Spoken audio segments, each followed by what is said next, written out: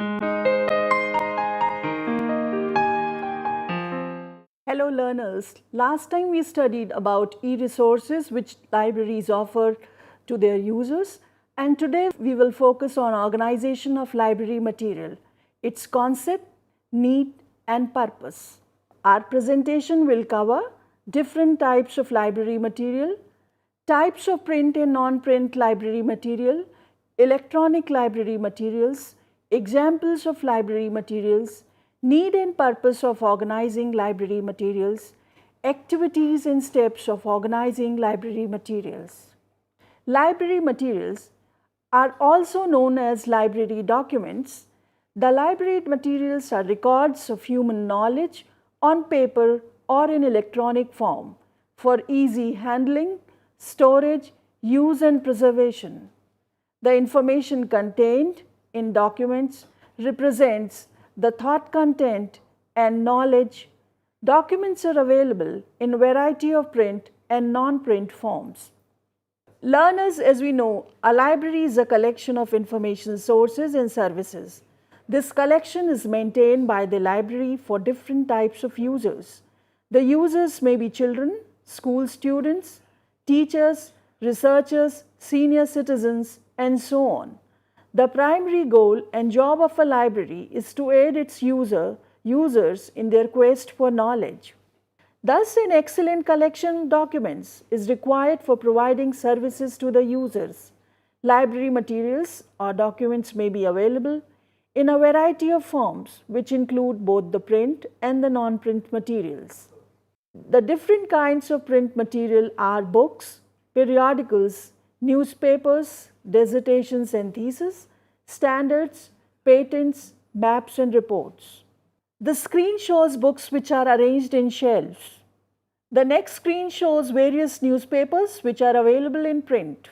Books. A book is defined as a written or printed literary work which is separately published and has an independent physical existence with pages fastened along one side and encased between protective covers.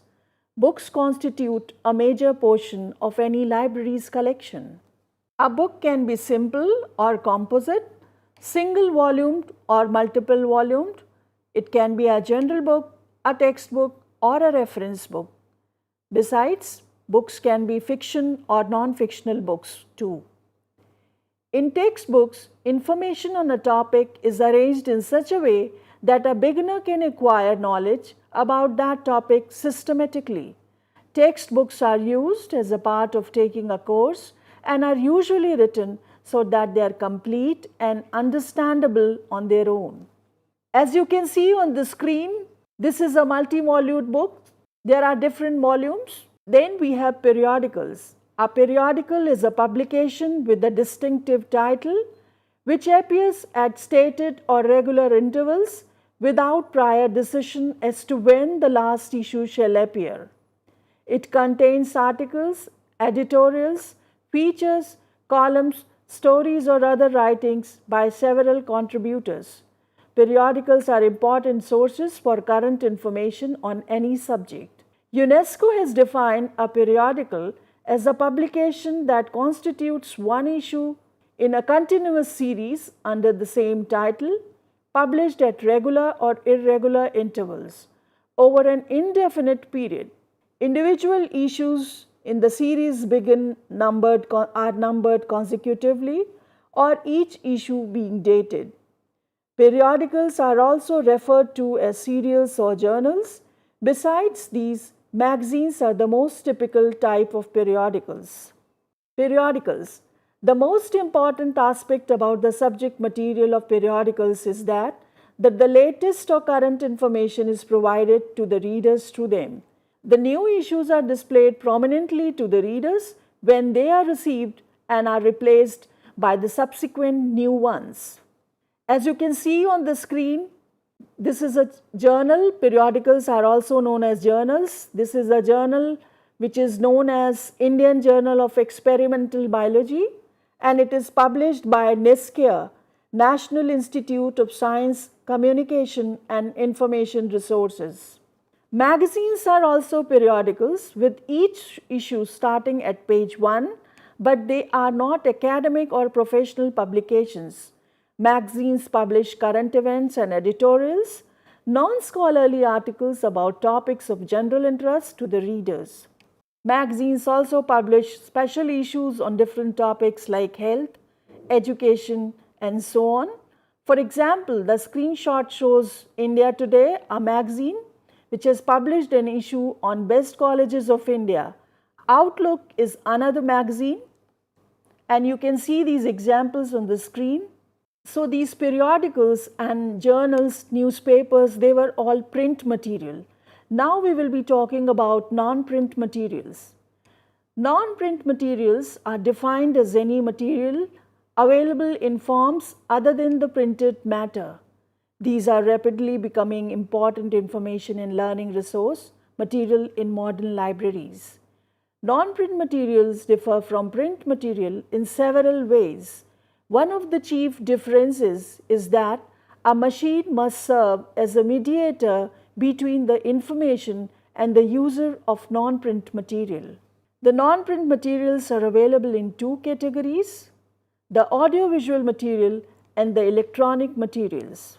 Audiovisual material is a generic term to describe information content held in storage and transmission media formats that use images and sounds rather than or sometimes in addition to textual matter.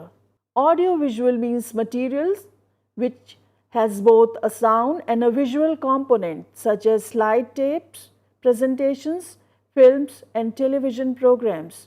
These materials are also called instructional materials.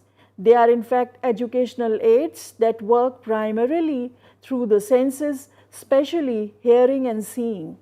Audiovisual material or audiovisual aids, they are also called instructional material.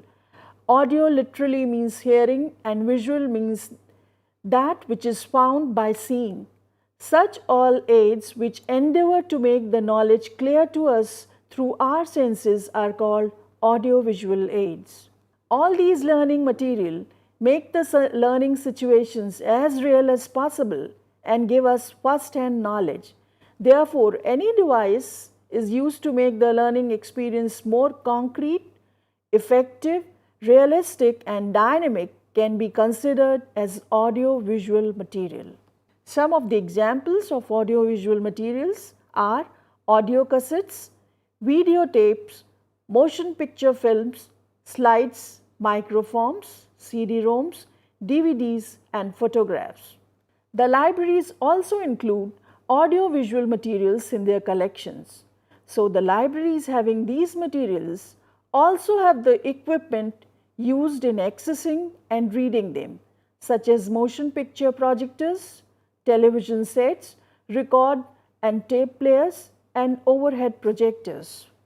Electronic resources. Computers and related electronic resources have come to play a central role in modern libraries. Electronic resources are of great importance here.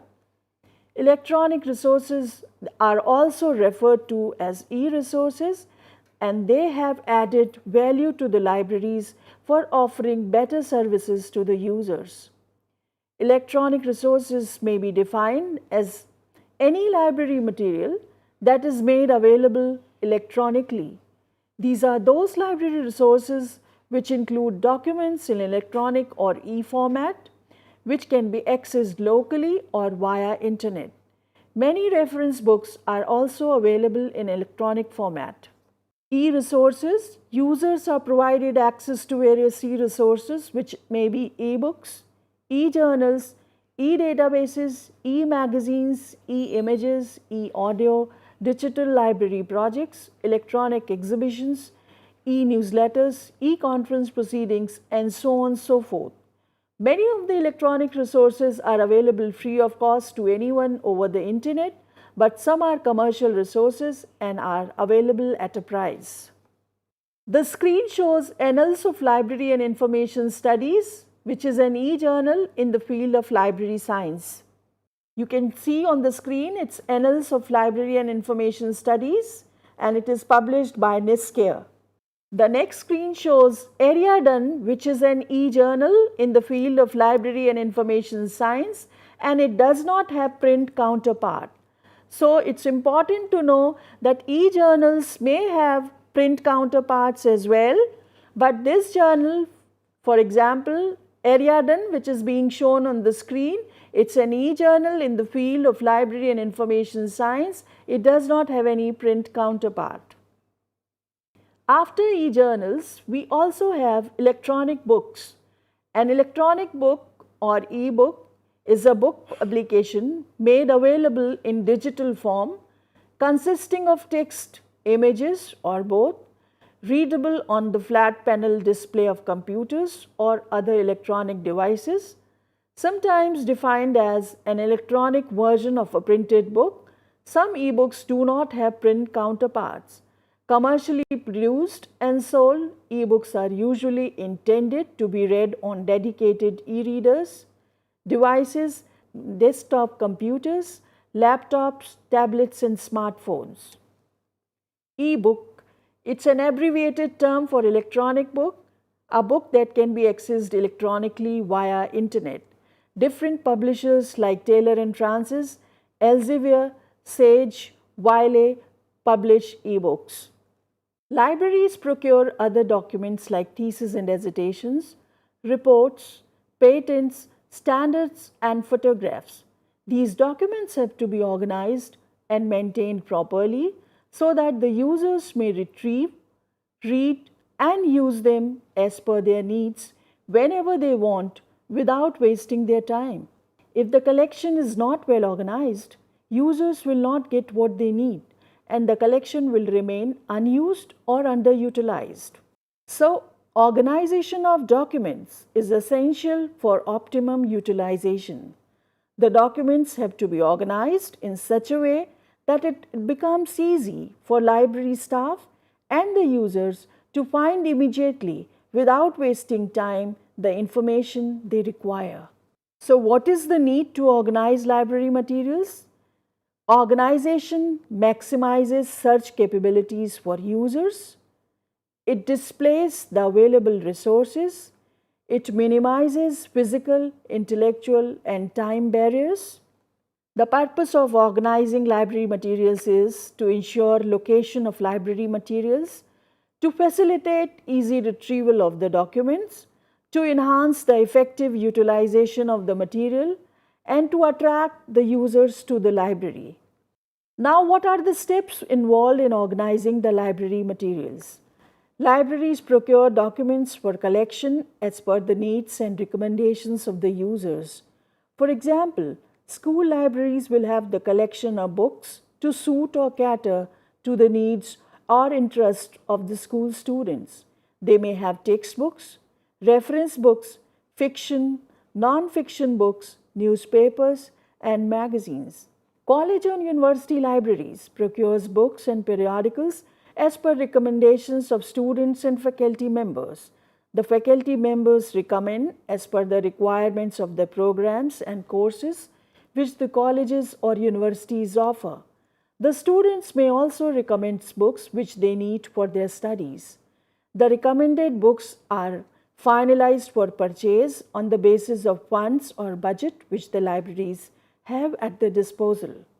There are different steps which libraries follow for organizing their documents. Libraries select materials or documents based on the availability of funds. Then they place order for purchase. They acquire the documents or selected material. Then they maintain the records of newly acquired material. Once the books are purchased, the very first step which is done and which is known as is physical processing.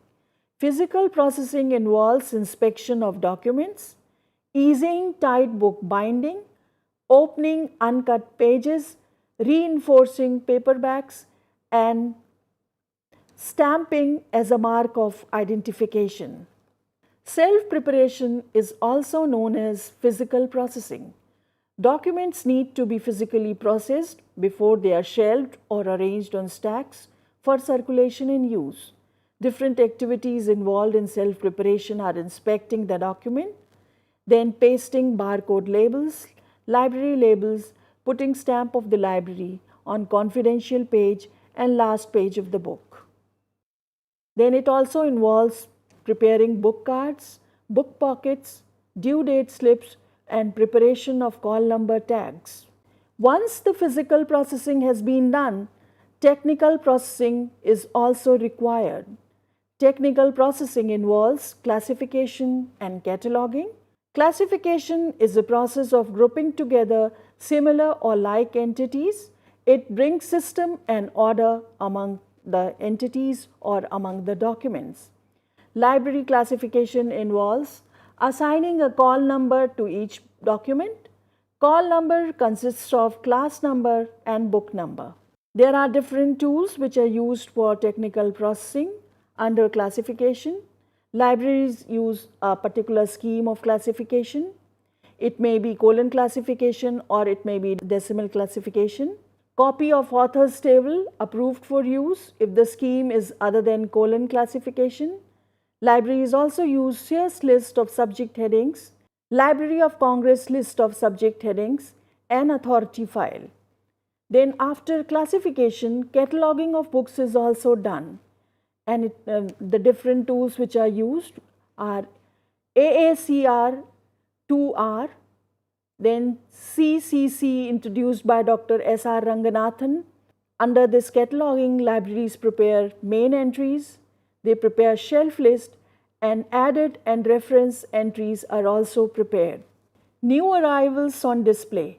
Once the newly acquired books have been processed, they are kept on display for a week or two for readers or users to see and browse the content. The current issues of the journals, they are also put on display for users to browse the content.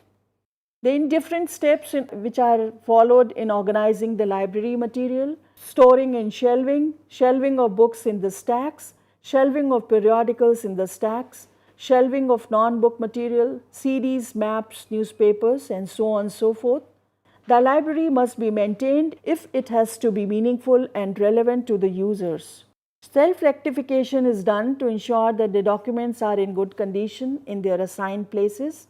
It is conducted at fixed intervals, maintenance of correct order in shelf, ensuring presence of book card, due date slip, book tag in their place and in good condition, and replacement of the missing ones, identifying titles which are severely damaged, identifying titles in need of minor repair.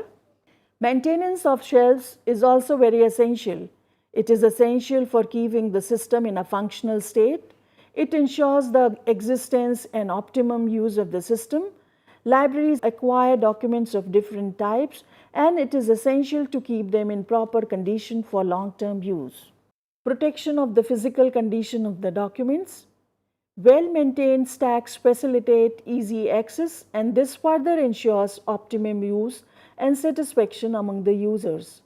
Appropriate shelving locations, space between the shelves, all these things have to be ensured in maintenance of shelves. Now, in a recap, we have studied that users rely on libraries which provide information in support of teaching, learning, research, and knowledge dissemination, which is a fundamental reason for the existence of libraries.